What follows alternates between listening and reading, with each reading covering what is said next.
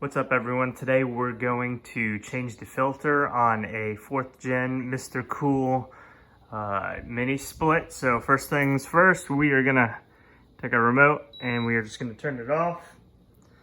Put that to the side. I'm gonna come up here and we're just gonna, from the side, pop it open.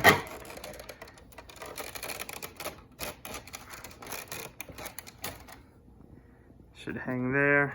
And we're just gonna push up on these filters and pull them back. So we're pulling it back. It's been quite a while, probably 4 or 5 months since I've cleaned this. You really wanna do it every 2 months or so. So let's take these, we're gonna take them to the sink and we're just gonna rinse it out real good. Even easier since I'm outside, I just got the hose. I got 4 of them lined up. We're just gonna spray them off real good.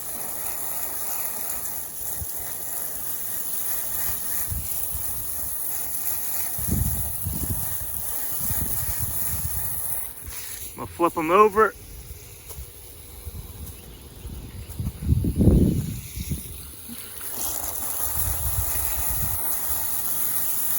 Hose them off real good. All right, and that's it. Now what we're gonna do is we're gonna take them. We'll dry it off with a towel. That way we're not putting them back in real soaking. But I mean, honestly, they don't hold much water. You can just kind of wave it off, and it's okay if they're a little damp. Those condensers or coils are pretty wet anyway. So now that we got these clean, let's go throw them back in.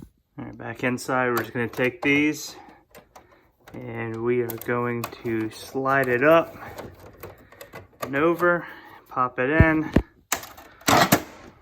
close it.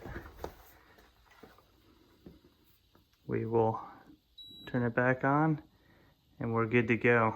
Hope this video was helpful. Do me a favor, hit the like button and please subscribe as that helps me a lot. Thanks for watching.